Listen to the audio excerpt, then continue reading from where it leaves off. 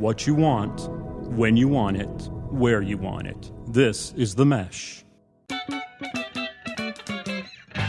Footcandle Films. Film news and reviews from two guys who really like movies.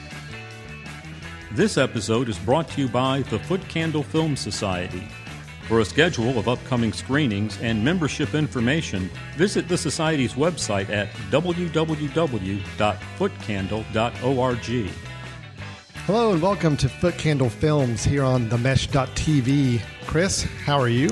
I am doing good. Ready to talk some movies. Absolutely. And this is Alan here. We're together again here on the mesh.tv network to talk through films. As Chris mentioned, we get together maybe a couple times a month, talk about some films, both some new films, as well as bring up some recommendations from the past, as well as sprinkle in a little bit of movie news here and there as well. Today, we got a fun show. We got a couple interesting movies to talk about, very different movies.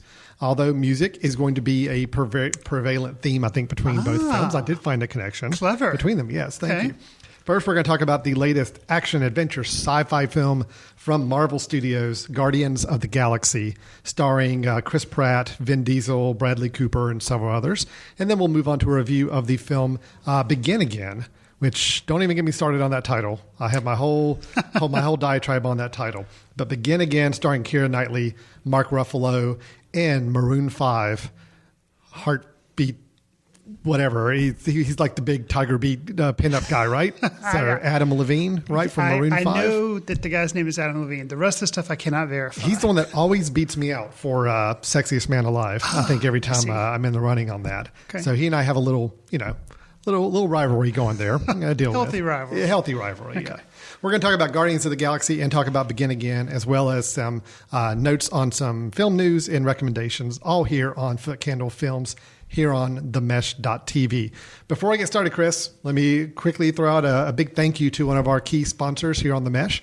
We are very, very proud to be partnering with the Greater Hickory Kia Classic Golf Tournament going on at Rock Barn Golf and Spa in Conover, North Carolina, which is just down the street from our Mesh recording studios here. This is true. And not quite walking distance from my house, but close. That's true. You are a Conover resident. I am Conover. You are a Conover resident. That's right.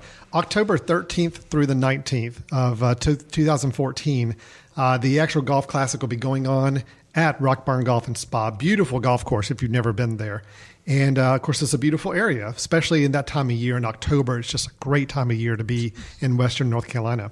If you're interested in coming to see this great PGA quality golf tournament, please go online and get some more information at www.greaterhickorykiaclassic.com. That's where you want to go to get your tickets and get your tournament information for the Greater Hickory Kia Classic. Thank you so much for your partnership with The Mesh. We're really happy to have you around. All right, Chris, you ready to get started? Sure. All right, let's start into our first review, which is the Marvel Studios film, Guardians of the Galaxy. We arrested these five on Xandar. Check out the rap sheets. Drax, a.k.a. the Destroyer. Since his wife and family were killed, he's been on a rampage across the galaxy in his search for vengeance. Gamora, soldier, assassin, wanted on over a dozen counts of murder. Rocket, wanted on over 50 charges of vehicular theft and escape from lockup.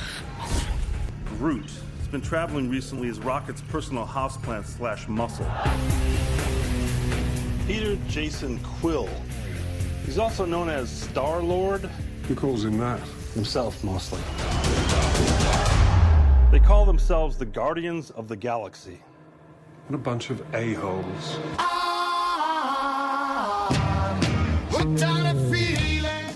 Guardians of the Galaxy. I feel like I need an echo reverb behind my voice when I give that title, right? Right, sure. It's such just an over-the-top title for a film that, in all honesty, a Marvel Studios property that very, very little known, even to people in the comic book world. I mean, I consider myself a comic book fan, and I don't know anything about these guys. Didn't know anything. You'd heard of it, though, right? I'd at least heard of them, but that's about it. Sure. I don't know the characters. I didn't know any of their backstories or anything. So I'm coming into this a little different than maybe I have other Marvel Studio films where you've got very established characters. Your Captain America, your Thor, your who else we got? Your Avengers. Yeah. So here we have the Guardians of the Galaxy, directed by James Gunn, who we talked about quite a while back as being a very interesting choice of a director for a big blockbuster movie like this. He's made the horror film Slither, which I've never seen. I have not seen either. And he made the film Super, which I know you have talked about as being ultra-violent and a little disturbing. Didn't you talk about that with Rainn Wilson? I had heard of it, but I had not seen it until Somebody recently. else told me they saw it, and it was just a very disturbing, violent film. Okay. So here we've got a director that not really anything on his resume that would speak to doing a big blockbuster action special effects big movie like this. But he's assembled a pretty interesting cast. We have Chris Pratt from Parks and Recreation, and he's also had smaller parts in Her. I think he had there was another good part he had in a smaller film. I forget which one. I think he was in that Vince Vaughn film recently about where he had all the kids all over the world. Yeah. He's played some good supporting roles, more comedic roles. This is his first time kind of doing an action-adventure thing. Vin Diesel's giving the voice of Groot, a talking tree. Bradley Cooper, the voice of Rocket Raccoon, a talking raccoon. And Zoe Saldana as Gamora, an alien warrior. So we have a interesting mix of people. We have an interesting mix of heroes together in a story that tries to go a little against the Marvel Studios norm, where you've got a very eclectic soundtrack from the 70s mixed in. You've got a lot more humor than you normally have in a Marvel Studios film, and characters that you're not familiar with. A little more irreverent characters, if you will. So with all that being said, Chris, this has got an interesting formula, an interesting mix to it, and some interesting backstory. Throw it all together, swish it around, mix it up, pour it back into the bowl. Did it work for you? It did. It did work for me, and I was kind of surprised because I didn't know anything about the franchise at all. Like, I'd never even heard of Guardians of the Galaxy, so I was completely unfamiliar with it. But the one thing that I did know was that this was a Marvel movie. Mm-hmm. And so I'm kind of done at this point with being excited about comic book movies. Okay. The Avengers movies Avenger movie that's coming up, I could care less about. So I'm kind of done in general with comic book movies just because I feel like it's just, we've had so many of them and they usually aren't very interesting. Mm-hmm. Okay. So I knew this was a Marvel movie. Right. So going in, I was like, oh, great. Here's the start of another franchise if it does well. Mm-hmm. But I was a little excited because in some of our past episodes, you kind of talked about how it was going to be a very unique movie. Mm-hmm. Yeah. Because the tone of it was kind of be odd because it, has a talking tree and a talking raccoon that are like CGI characters. And I was like, okay, that sounds interesting. Could be a complete disaster. Sure. It definitely had the markings of it could be a disaster. So, but it did work for me. I was completely surprised. And I'll say a lot of it has to do with Chris Pratt. I cannot believe how well he did in this role. I mean, I'd seen him before and I've always liked him, but I've always liked him as just a comedic element. Sure. I never thought he would carry off like kind of these swashbuckling role. A little bit of an Indiana Jones role. Absolutely. In a way. Yeah. He was Han Solo and Indiana Jones, conveniently both played by Harrison Ford in those movies. And I think Chris Pratt could step in and do the next Indiana Jones movies. Because I've heard supposedly they're talking about doing that would be interesting, more Indiana actually. and just wipe out the Crystal Skull and put Chris Pratt in there and Can we please wipe out the Crystal Skull? Absolutely. Okay, good. Thank you. And it was perfect casting. I like him anyway, and I thought he was excellent in it. And honestly, the talking tree and the wisecracking raccoon didn't bother me. I thought they would, and they were played just enough that I thought that it was acceptable. It was doable. It worked. All right. So you said it worked for you. I'm trying really hard to gauge on the Chris Fry enthusiasm scale here exactly where you are on your positive nature of this, because I have some negatives. Oh no, I understand. Absolutely. I definitely, and I do too, a few, but I'm trying to gauge that enthusiasm. Let me tell you where I'm coming from. Okay. And then you can easily tell me you're above or below where I am. Okay. Okay. I really, really, really like this movie. Okay. All right. I'm already probably higher than you, I'm assuming. But this film works for me. You've seen it twice. I've only seen it once. And I actually enjoyed it more the second time than I did the first time. This movie worked for me on all levels because I'm the guy that's gotten so burnt out on the over heavy CGI films. I think every time we review one of these big blockbuster films, and it's all just a huge CGI set piece for the last 30 minutes. It's just so exhausting for me. This one is a big CGI fest at the last 20, 30 minutes of the film, but it worked. Somehow it worked better for me. I did not feel this exhaustion level. I could feel like I could follow what was happening, and I was still fairly emotionally invested in what was going on.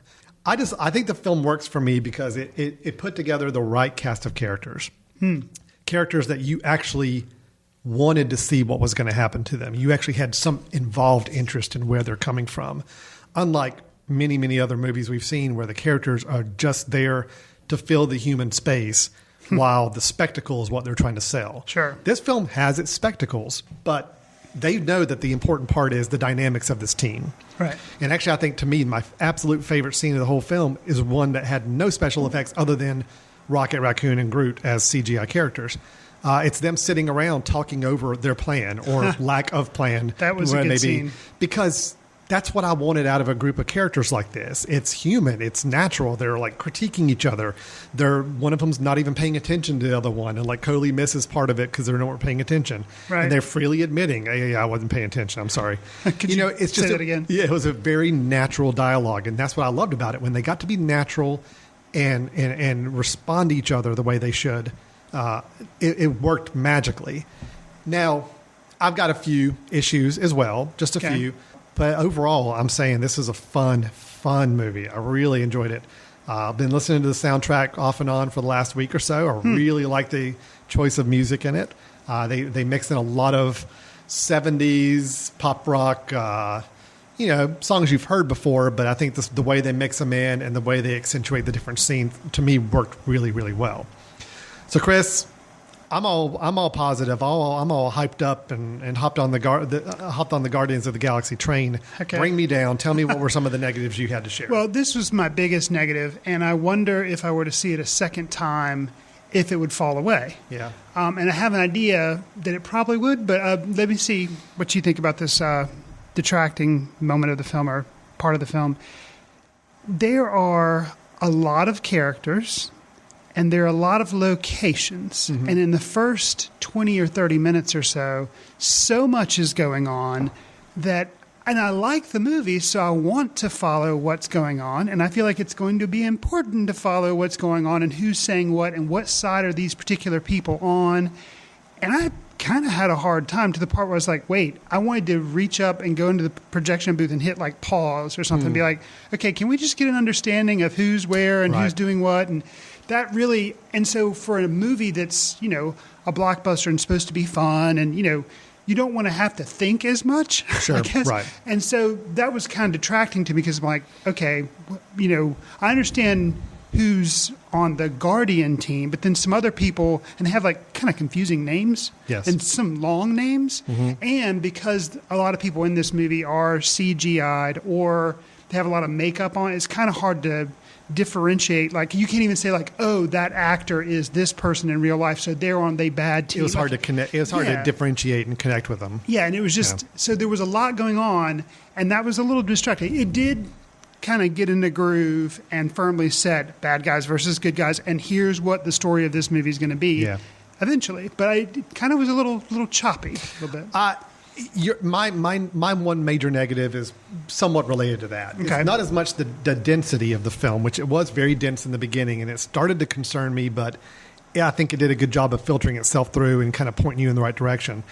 My issue is really just with the villains and the number of villains and the lack of interesting villains. I thought all the villains were very on the nose. Basically we had...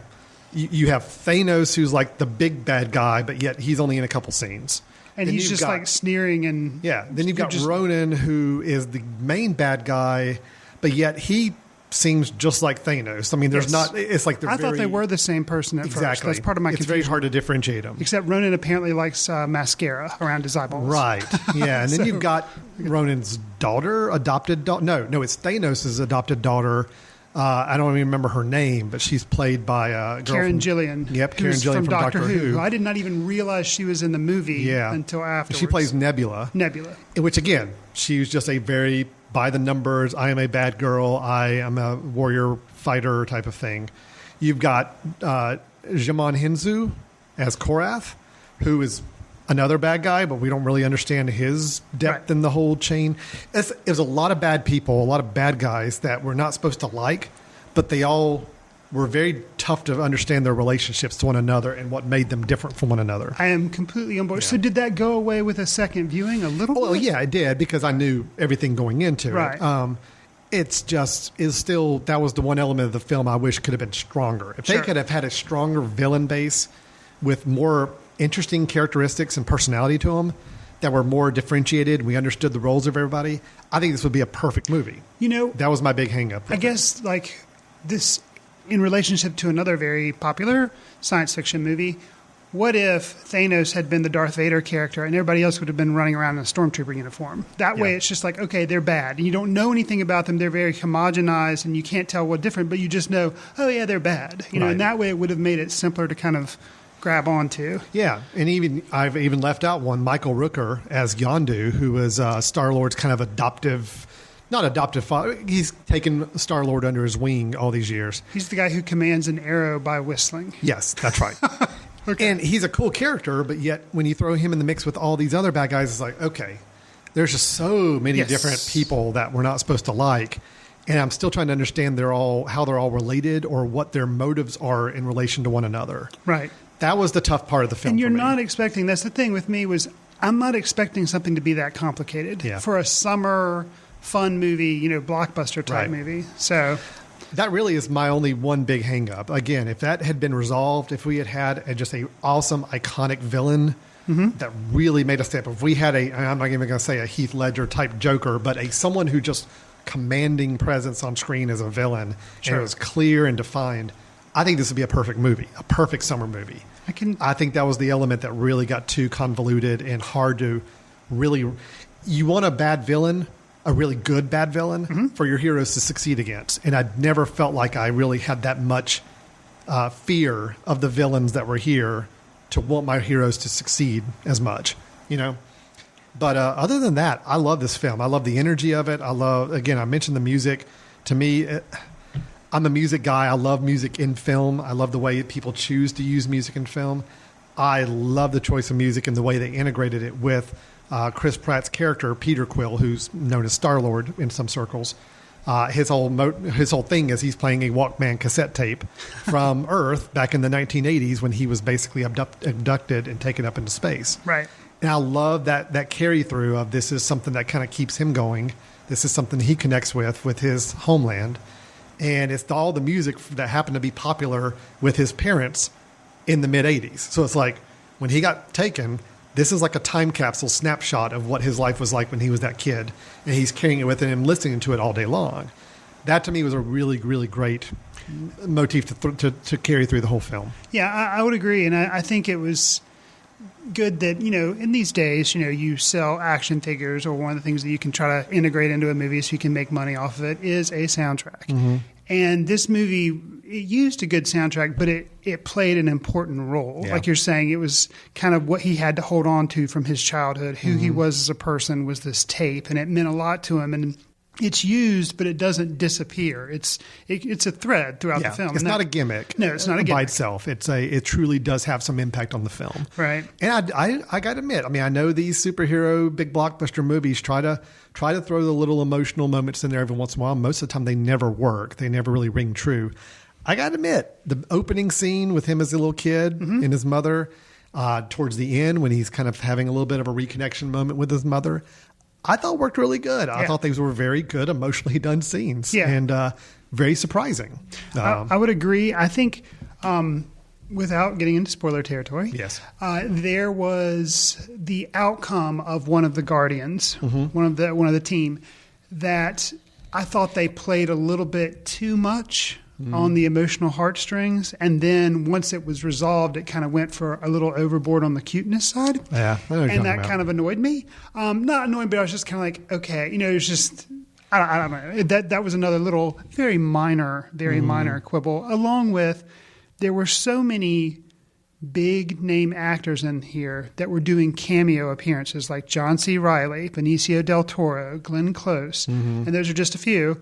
And I felt like I wanted to see them do more, or otherwise just don't it was kind of distracting. Otherwise, don't bother have a famous person, because then it's like you're just like, oh, cool, and you're. It's kind of like you had talked about when you see a moment in a preview, and then that moment hasn't come in the film. You keep expecting, and it's kind of distracting. Yeah. When you see Glenn Close as this big governmental official, you're like, oh, cool, and you're like, I bet I'm gonna. Or John C. Reilly is kind of like comedic relief. You're like, okay, I'm going to get to see some payoff with him.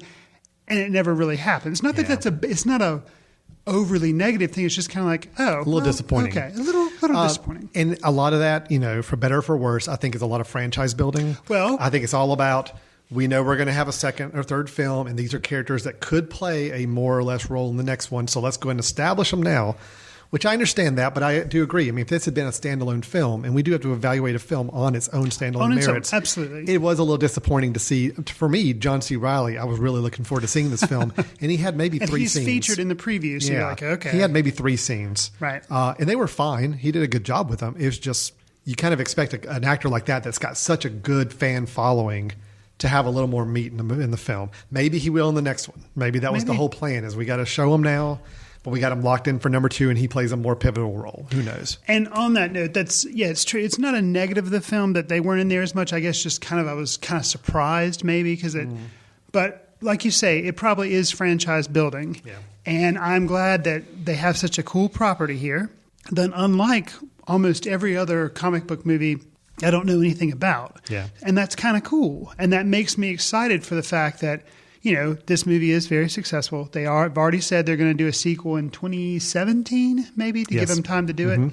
And I'm excited about it because I want to spend 2+ hours more with these characters. And I'm glad that I have there's a little hint of something the next movie could be about, but I'm not exactly sure. But it's a very, very broad, vague hint. Right. Yeah. And so I'm excited because I'll have no clue as to what's coming, so that's... Can I say one thing about this film that I really, really was admired? The cameo at the very end after the credits? No. Actually, that was kind of ridiculous.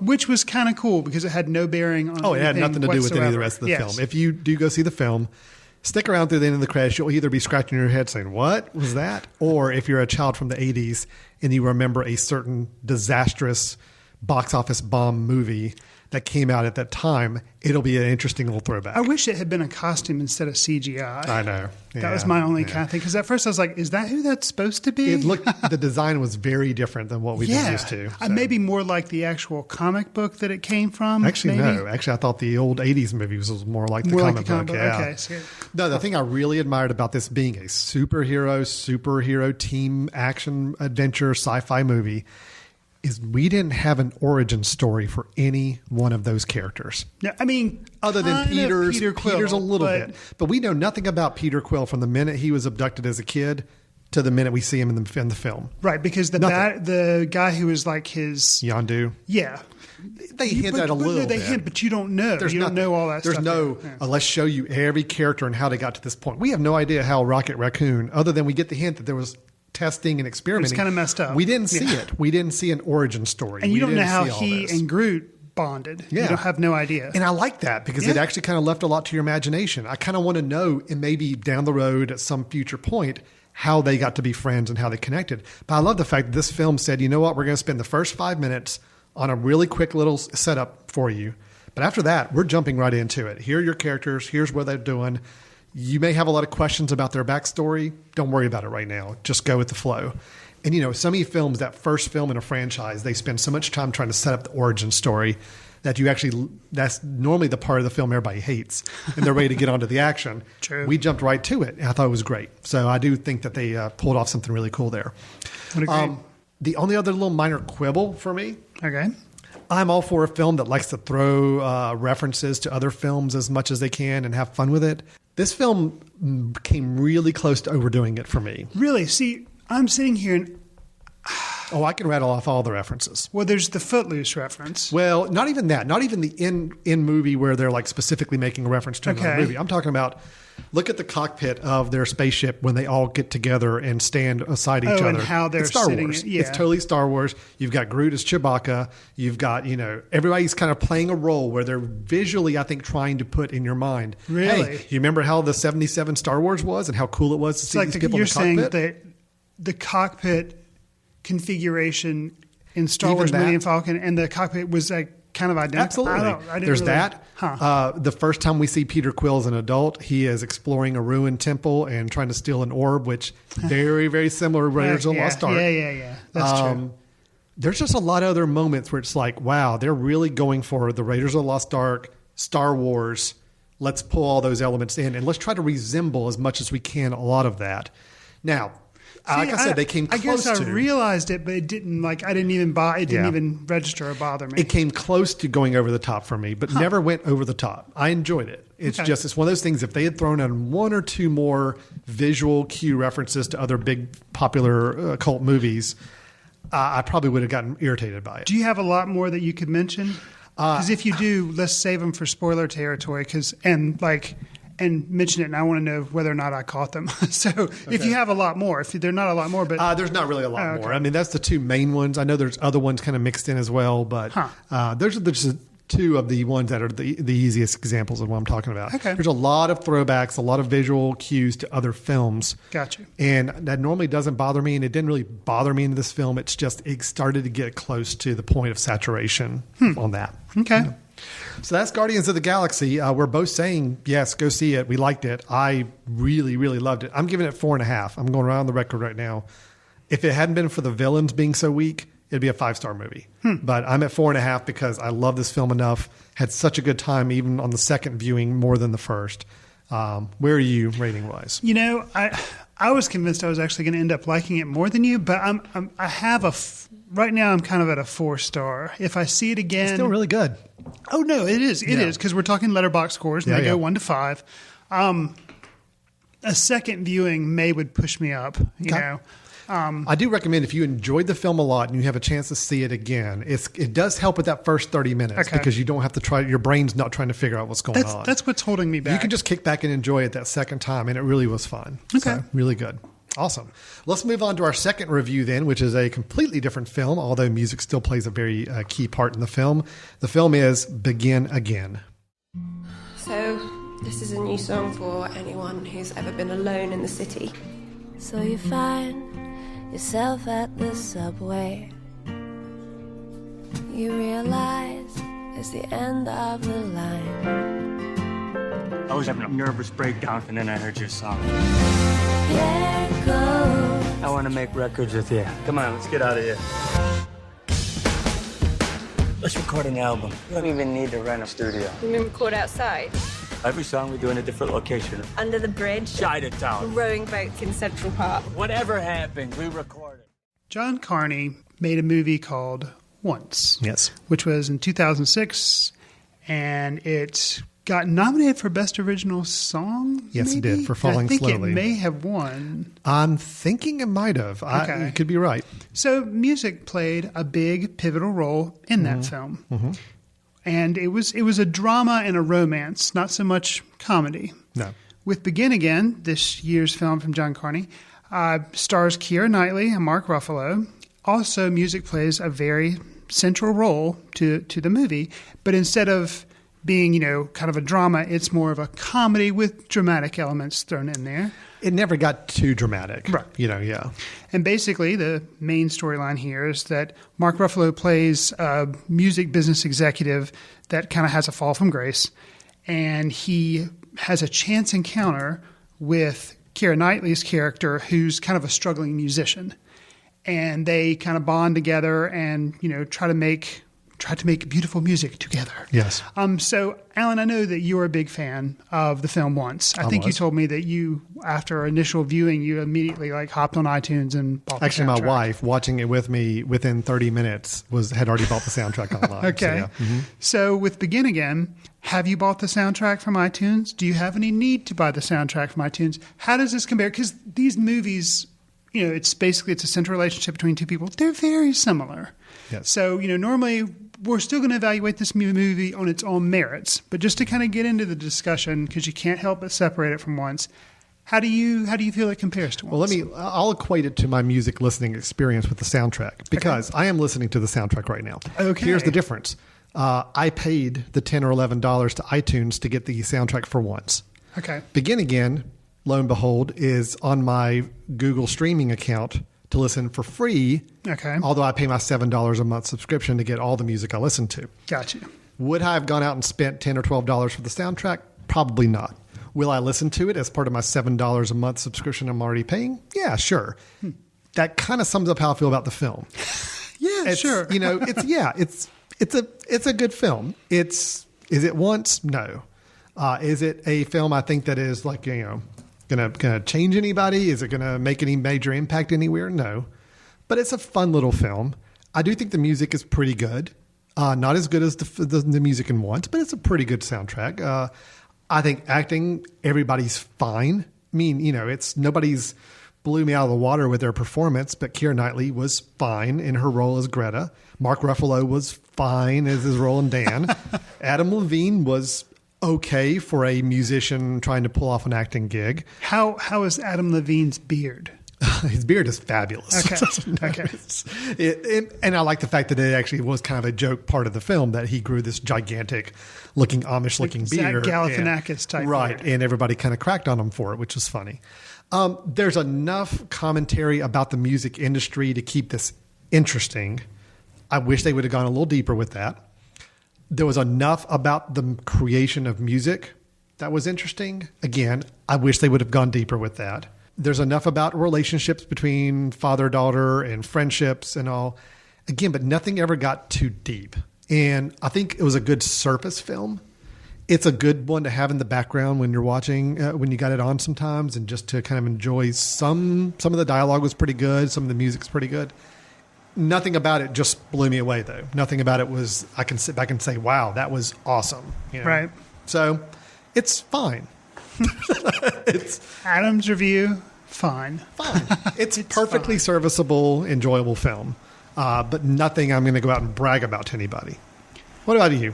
Well, this film was it was a disappointment. Really? The music I didn't feel like, with the exception of, which I guess is key, the very first song that Keira Knightley sings, and it's shown a couple of times with some different perspectives added. Yes.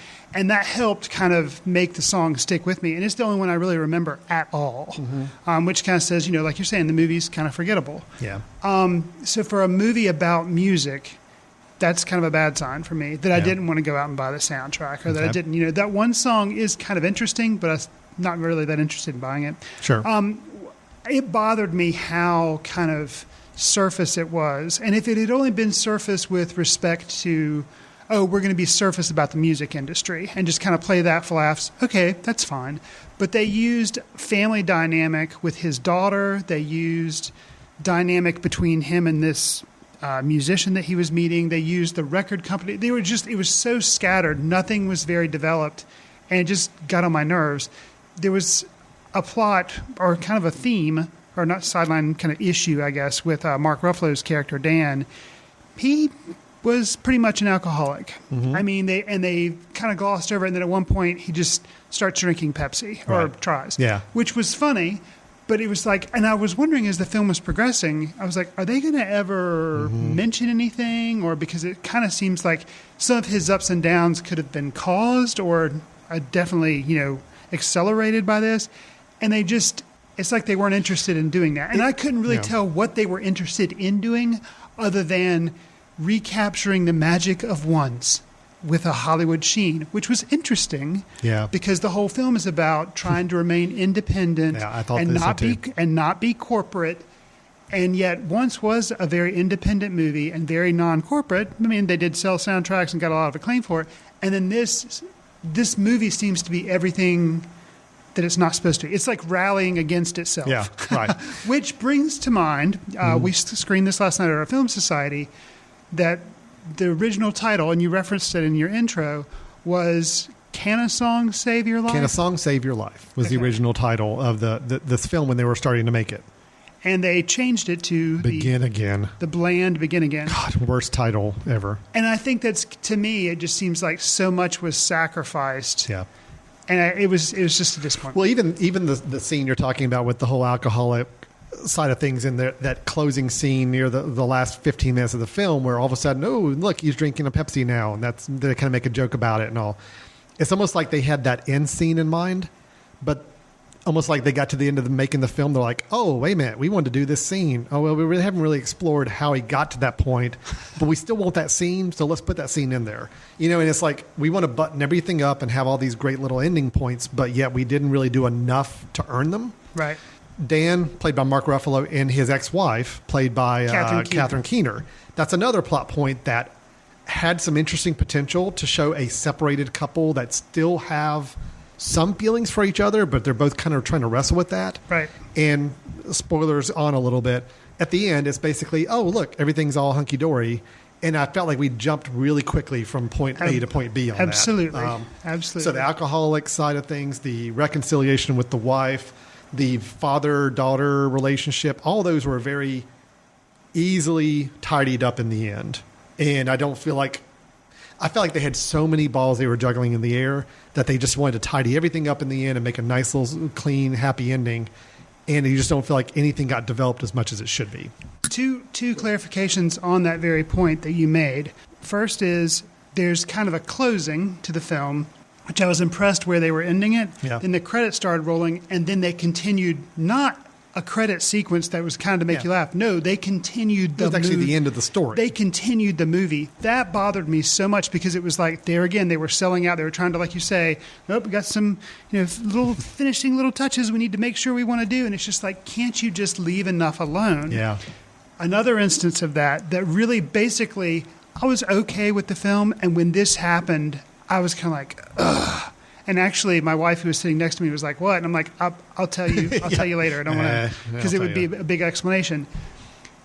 They are at one point they're walking around New York City, listening to music. Mm-hmm. Okay, and it's kind of a bonding moment. Okay, that's fine. I don't mind that. The director, who was also the scriptwriter on this, so I'm going to say the director because I'm blaming both him and the scriptwriter because it's one and the same person, didn't trust the audience enough to understand what was going on, so much so that Dan's character at one point says, "Oh, you see how this music transforms our scene, and we can look out and see ordinary things of people walking by on the street." And you see at that moment like a prostitute walk by that normally it would be very garish or unattractive, but because you have this music, everything is transformed. And he's basically like saying, "Here's the theme of the film, music." And I was just like, really? You're spelling it out like that? That's insulting to me. So that from that point forward, I was kind of like, I'd mentally kind of checked out. Well, I will say nothing about this film irritated me. Nothing got me mad. Nothing was extremely disappointing. It was a very surface film. I'm giving it a pass just because I did find it enjoyable. I thought some of the dialogue was fun. I thought some of the situations were interesting.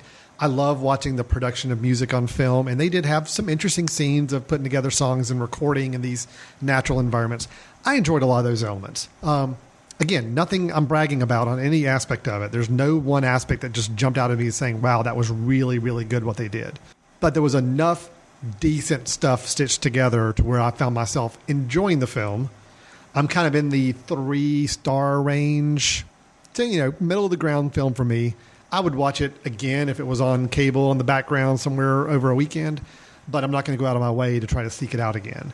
And I may be listening to the soundtrack for the last 24 hours just because I just saw the film last night. And it's free. It is free, so. But I probably won't be listening to it next week. So it's a very surface experience for me as well. Sounds like you were maybe a little more annoyed with some of the contrivances of it than I was. But we both were ultimately either disappointed or just very complacent about this film. Yeah, just... To summarize it for me, it was just sold out commercial version of Once. That stumbles on cliches, which that's what it shouldn't have been because the movie's theme kind of was like fighting against that. Yeah. But The performances, because I agree with you. I like Mark Ruffalo. I thought he did a good job here. Keira Knightley, to me, I've never really been a big fan of hers, but I thought she did a good job. Actually, if I had to say who I was probably most surprised by because she was carrying the film, it would probably be Keira Knightley. Okay. I'll admit she was better than I expected her to be here. And so it saved the movie from me from being terrible, but 2.5. You were just disappointed. 2.5 stars. Well, yeah. Okay. Yeah, I'm 3. I thought about 3.5 last night, but the more I've thought about it since then, I'm down to 3 now. So, Gotcha. All right. Well, that's Begin Again. Ugh. I just even hate saying the title. I mean, it really just sounds like something. You want to go. They could have gotten 3.5, but the star rating lost the half star because of the title. I mean, it's really. It sounds like a generic thing, a DVD you would have found at Blockbuster Videos, combing through the aisles that you never heard of, starring 2 washed-up B-level actors that used to be in TV sitcoms or something. That's just what it seemed like, and it's such a shame. It's even, I mean, not to belabor the point, but even this whole corporate selling out theme that they were trying to go for. Well, the fact that they changed the freaking name of the film to the most generic Hollywood title is like so contrary to what the film's even trying to say. And you brought up, there again, not to keep referencing our awesome film society that we have here in Western North Carolina, but last night when we had the screening, you brought up a point which I want to bring out again. The rock star boyfriend, played by Adam Levine, I can't remember his name in the movie, but he goes off and he makes an album. And he comes back and he shows it to his now ex-girlfriend, and they kind of talk about it. And he plays a track for her, and he tells her the album title, and it's called On the Road. She's like, that's like a Jack Kerouac. That's like a book. And she was kind of like, that's stupid. Right. So it was interesting that there was a comment even about coming up with a title in the movie and kind of criticizing that.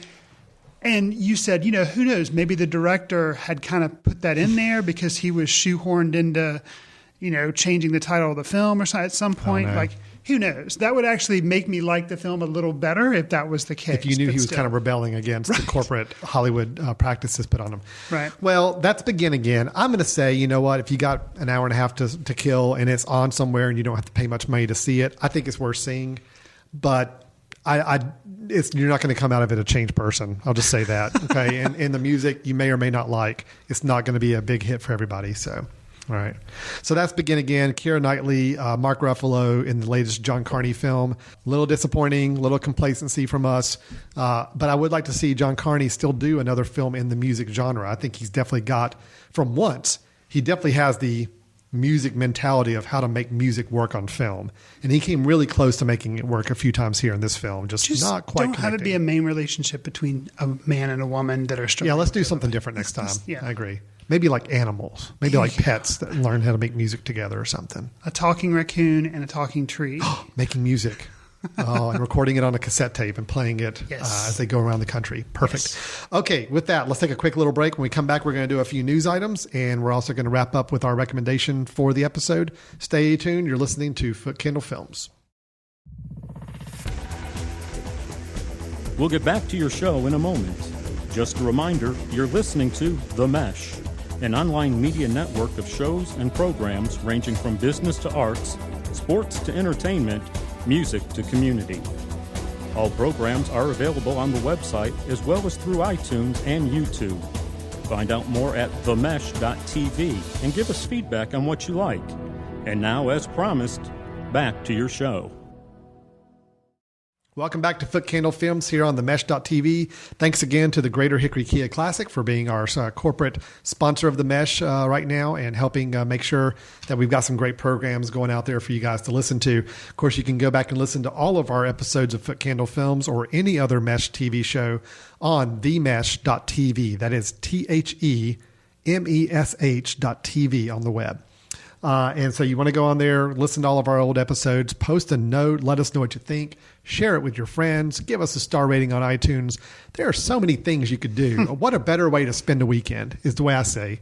Then go back and listen to old archive episodes of Footcandle Films and then going and star rating us on iTunes. That sounds like a perfect weekend. It does. It does. It's like 70-some degrees outside. It's sunny. You're sitting there on your back porch on your laptop and you're just listening to our episodes. Absolutely. Man. I think that's what I'm going to do this weekend. I think so. Why not? Chris, we got a few news items to go through. I know you've got some news items to share, and I've got one or two as well. I think we'd be remiss if we didn't mention about the passing of Robin Williams as of just earlier this week. Yeah, we have actors die all the time, and Hollywood legends pass away, sometimes in a more timely manner, sometimes very unexpected.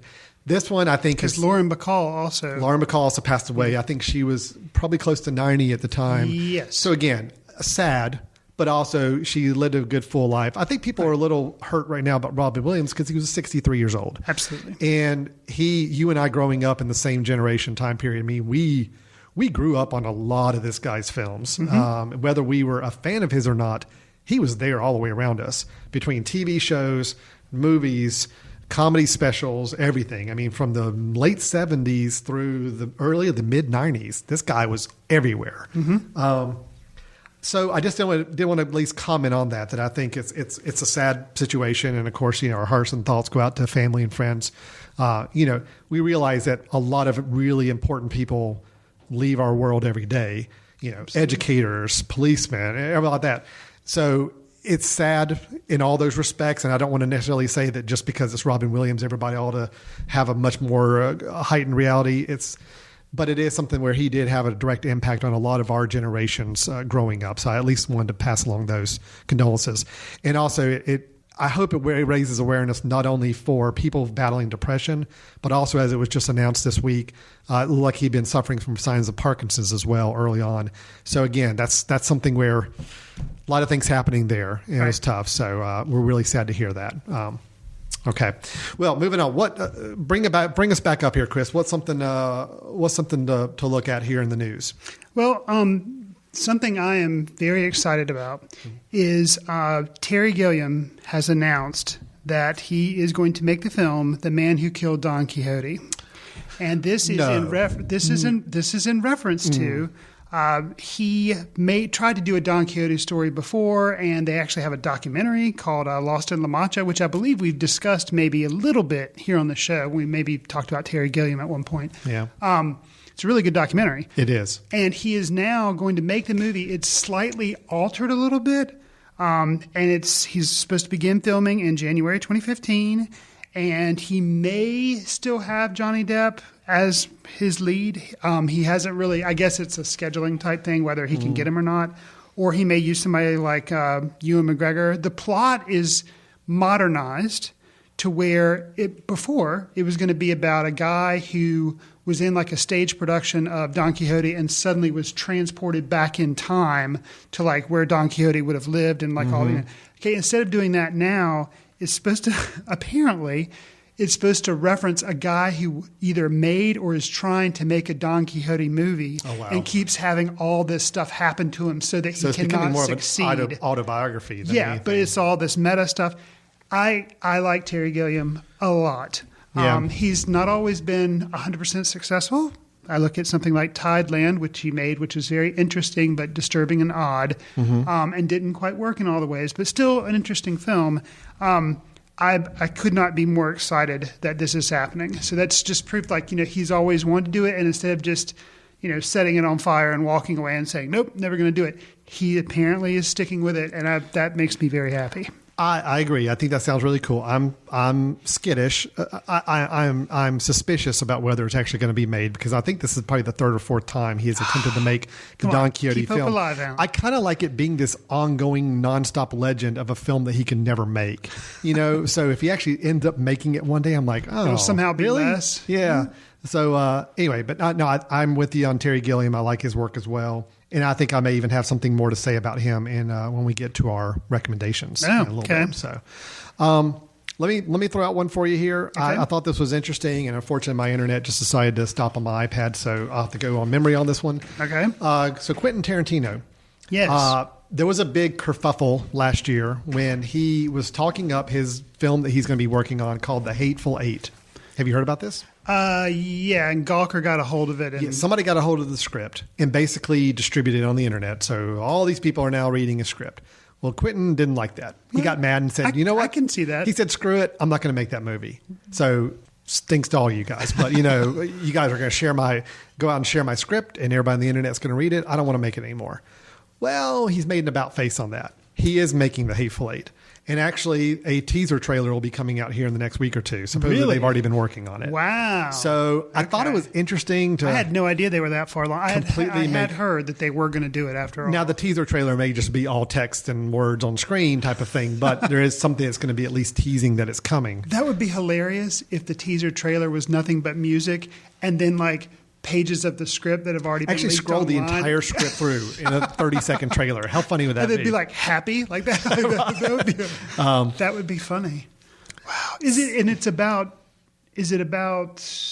a Western? It's a Western. Okay. Yeah, it's a Western. The posters come out. Okay. I'll at least show you the poster. Okay. The poster is a wagon train speeding across a white background with a blood trail leading behind it. It's kind of touting it as Quentin Tarantino's 8th film. You got to think Quentin Tarantino is probably thinking, well, this is supposed to be my 8th film. I've got to make the Hateful Eight. Wait. I mean, if I don't do this, that's like too much kismic things not connecting there for me. I got you. I just thought it was interesting to do such an about face, make a big public spectacle about, I'm not going to make this film because you guys took the script. And now it's like, okay, well, I went ahead and made it and I'm working on it. And here's a poster and a trailer for it. That being said, too, just because he has some tangential involvement in Sin City, at least I think he directed some portions of the Sin City movie, or at least maybe some scenes in the first one. Okay. The Sin City 2 is coming out this weekend or next, and I'm hearing it's pretty bad. I like the first one. It didn't make the summer like thing, so that kind of tells you I something really right liked there. the first one just because it was a really interesting film to watch, and I like the style of it.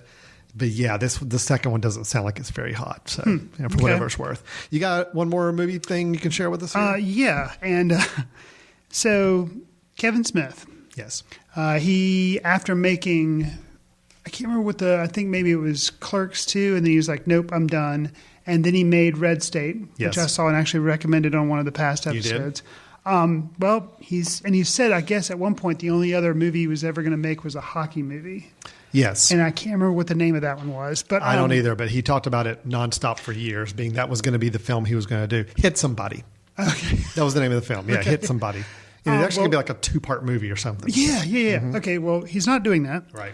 But Kevin Smith is not doing something he touted for years. Exactly. That's but shocking. this is something that I think, there again, I think we'd have to get our intern to look it up. I think you've mentioned it on a past episode. But he is making it. He's already shot it. You're laughing, so you must know about it. What? He's making the movie Tusk. Yeah. And it's done. Yeah, I've seen the trailer for it. Yeah. And it's like, to me, it's like a cross between Misery and Human Centipede. Exactly. It's Justin Long and Michael Parks, who was in Red State and was very good as a creepy older man type guy. That Guess was what? like He gets a to play cult another figure. creepy He does. old man And in this film. Why not? He does a really good.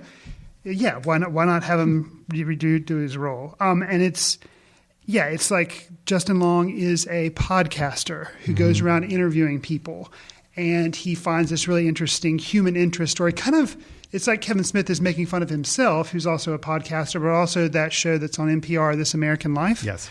And it's kind of mocking that a little bit. And he finds out that there's this really interesting guy. He goes to interview him, and then apparently this guy decides that he's going to take the human centipede approach, kind of like mutilation type thing, and turn Justin Long into a walrus. Yes. I wanted you to finish that entire premise summary there because it's pretty absurd. And, yes. The movie looks scary and disturbing. Now, whether it holds up or not, I have no idea. Kevin Smith, for me, is very hit or miss. Sure. Did you ever see Red State? No, I didn't see Red State. I admire his filmmaking prowess as far as not his quality, because I don't think he's a very good filmmaker, but I like his enthusiasm towards films and his wanting to make good films and his desire to put what he's feeling up on screen. I really like. Zach and Miri Make a Porno was mixed for me. I wanted it to be better than it was. Clerks 2 was fine. The only movie of his that I can honestly say I absolutely love is Chasing Amy. And I really do like Jay and Silent Bob Strike Back. I really like Dogma. Dogma was okay. Yeah. That period of film, those 3 or 4 films that he was making, I thought was like he's at his peak. And since then, it's been mixed results for me. I never saw Cop Out, and I don't think I have any desire to ever see that. I never saw Cop Out, and I never saw Jersey Girl. I saw Jersey Girl. Jersey Girl got a lot of crap about being very overly sentimental. It's better than its reputation says. It's still not good. I want to check it out because I like Sweeney Todd, and I hear there's a pretty funny Sweeney Todd thing. Yes, in there is so. a really, really well done Sweeney Todd reference in the latter scene of the film. Okay. I'm curious, but I'd much rather listen to Kevin Smith give lectures and talks than see his movies right now, for whatever that's worth. So, I still want one day for Kevin Smith to do a superhero movie. I think that's actually a genre he would succeed in and would connect with. I'm really surprised he hasn't done one yet. There's a documentary coming out about the Superman movie that he and Tim Burton both worked on that got scrapped, and they're finally making kind of like a tell-all documentary about like what happened with that. So that could be interesting. Could be. Absolutely, yeah. Okay, well, let's wrap up with news, and let's move on quickly to just close out the show with our recommendations. This is where we just give a film each that we think you ought to do checking out or you may have forgotten about in the past. Chris, what is your recommendation for this episode? Well, it's something that you've already referenced in this episode. Okay. It is Super by James Gunn. Okay. I went back and I had not seen it, but I'd heard about it. Oh, so I predicted the future. You did. I told you you'd seen it or reviewed it in the past. Like, and you're like, nope, you haven't, but you have seen it now. I have seen it now. I'm magical. You are. And the reason I'm recommending it is, and it's not a recommendation for everyone, has a lot of strong language. It is very violent. Okay. All right. That's what I've heard. But what surprised me, and one of the reasons I didn't see it, it came out in 2010 along with Kick-Ass, which you and I both did see. Yeah. And it was kind of the bigger budget movie, whereas this was kind of a more independent movie. And I remember being turned off by Kick-Ass because not only was it ultra violent, but it just seemed like senseless, and it didn't really know how to do tone, and it just did not work. Okay. Well, I liked Super because even though it was really violent and kind of troublesome, it felt like it was trying to say something, and where the characters end up at the end of this movie is very interesting, not what you would expect.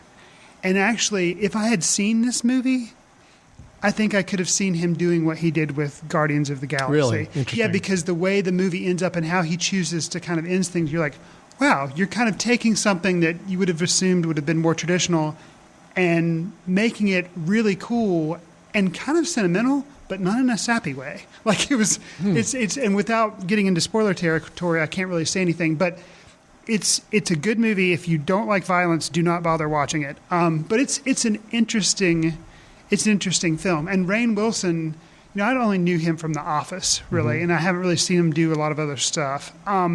Seeing him have to play a troubled character that has to do some things, it was interesting. So that's my recommendation. It's on iTunes, I believe. It's also on Netflix, but probably all over the place. But it's Super, directed by James Gunn.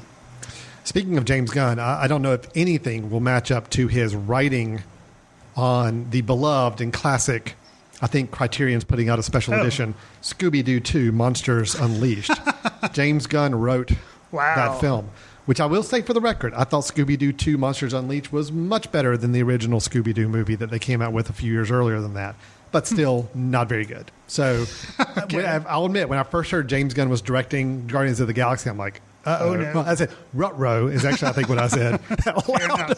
Fair enough. Anyway, glad to hear that he's got a lot more talent to him than maybe what we've seen on some of his writing in the past. So, okay, we're almost to the end of the show. Yeah. Literally, you haven't had your recommendation. yeah, I think I could look into the future and guess it. Predict it. Because you referenced it. go for it. Fisher King? Absolutely. Yeah.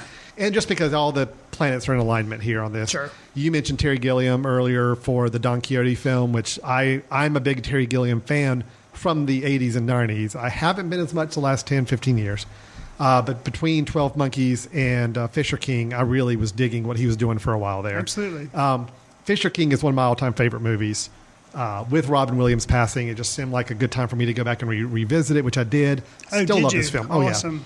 Okay. And the fact that I'm leaving tomorrow for New York City for the weekend, Nice. which I plan to spend some time in Grand Central Station because I've never actually been inside the terminal before. Plan to go to Central Park.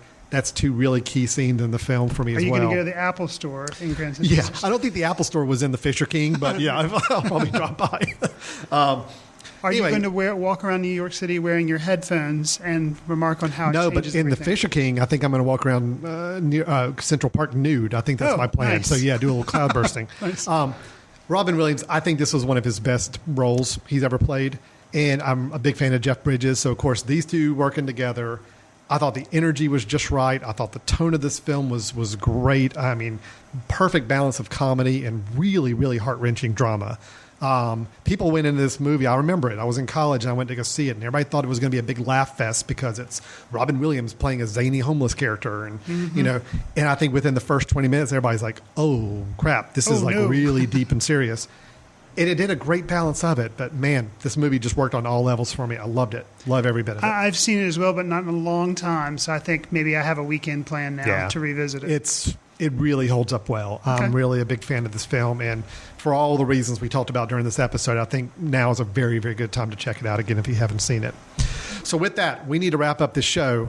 It is the time has gone on. We're ready to move on. We got another recording going on. We've got weekend plans. We've got places to go, things to do. Movies to watch. Absolutely. So let's wrap up this episode of Footcandle Films. Again, thank you to the Greater Hickory Kia Classic for being a sponsor here on The Mesh, leading up to their tournament, October 13th through the 19th. Go to www.greaterhickorykiaclassic.com for more information or get your tickets for the golf tournament. Again, themesh.tv is where you can get all of our past episodes and all of our information about our network. Drop us a note. Let us know what you think. We'd love to hear from you.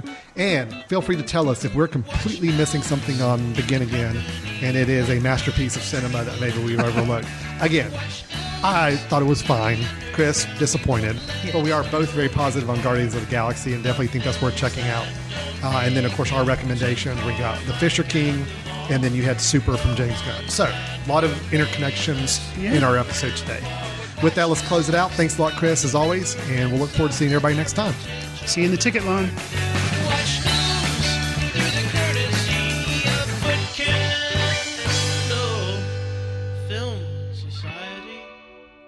Special thanks to Carpal Tuller for the show theme music. For more about Carpal Tuller, visit www.carpaltuller.com. You've been listening to The Mesh, an online media network of shows and programs ranging from business to arts, sports to entertainment, music to community. All programs are available on the website as well as through iTunes and YouTube. Check us out online at themesh.tv. Discover other network shows and give us feedback on what you just heard.